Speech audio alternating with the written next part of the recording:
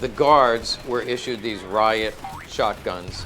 They didn't need the Bayo lug or the heat shield. They assume you're not shooting all your rounds and heating it up so much that you can't hold on to it, and also you're not stabbing anybody as a guard in a plant. These are the last two variations I want to show you, and again, these all came in during Louisville, and when we got back from Louisville, they were here. The last two variation is the Type 97. So just a slight difference, but the literature will call a World War I, this is World War I. The World War I variation in the literature is called the Model 1897. And the same exact shotgun's few differences in World War II was just called Model 97.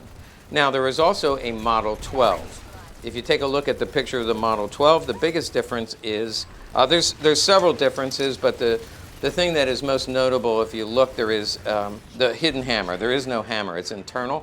And on the Model 97, the hammer is external. So those are the differences. So Model 12 is similar. There are several differences.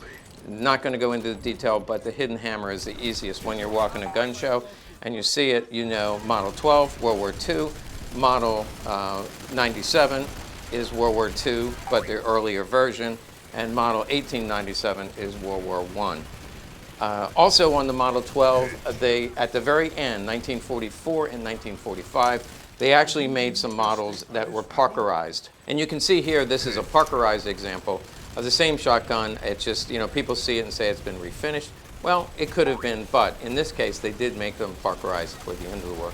Otherwise, they look like this, and they have a really deep, rich blue. Let's take a look at World War I first. Before we get up close and personal, one thing you'll notice right away is the heat shield. World War I has 6 holes going around. It's a lot finer. In World War II, it's 4-hole. Now that's on the Winchesters. These are both Winchester, but 2 different models. So there are also some other slight differences. Actually, I'm just noticing that this one is slightly shorter. They both have use the same bayonet. I'll show you the bayonet when I come over there. But they both have the exposed hammer. And let's take a look at this one up close. These things are kind of bulky to hold and move around a whole lot because of the weight and this big long bayonet. It's just bulky to carry around. Obviously, they normally did not carry it with the bayonet on it. You can see the date, 1917, and I think the W in a circle is Winchester. The rifle is certainly Winchester, and it would seem that the bayonet was also made at Winchester. On this side, you see the flaming bomb, which is the arsenal marking, and also some inspector proofs. This is marked US. You notice this is a dull finish, and this is blue, this is dull. I don't know what kind of finish that is, but the other one is exactly the same. Again, World War I, and then the World War II one will have the same thing. Here's the heat shield. You'll notice that the bead is moved back to the lug. There's no sign of a removal here. Everything on this is better than most you'll see. And again, this is the one that's on Gunbroker right now for $1. It'll be on for about 2 weeks. Now in World War I, there are no markings, there are no inspector proofs, nothing on the stock. The stock is absolutely beautiful. So there's no P on here, there's no cartouche, there's no the cross cannon, just a beautiful blue with beautiful wood.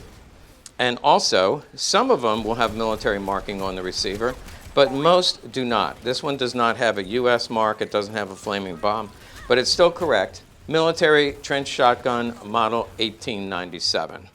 Now, let's look at the World War II variation. Okay, once again, you see 1917 with, I think, the Winchester logo. You see this is a dull finish, and this is a bright blue, and it's marked US on the other side, and a flaming bomb. We see the bead here. This is extended a little bit more, and there's no sign that it has been altered.